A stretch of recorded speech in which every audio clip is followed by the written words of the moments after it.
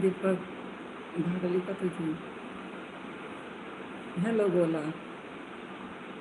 Time out द्या त्याला, खूप जास्त बोलत आहे.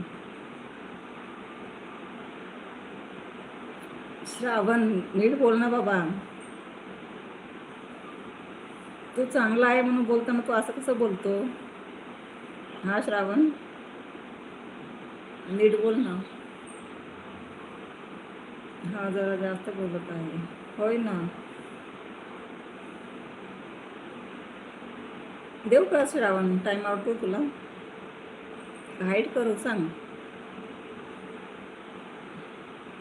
प्लीज कुणी वाईट कमेंट करू नका, कारण ही लाईव्ह मराठी माणसाची आहे, UP बिहारवाल्यांची नाही.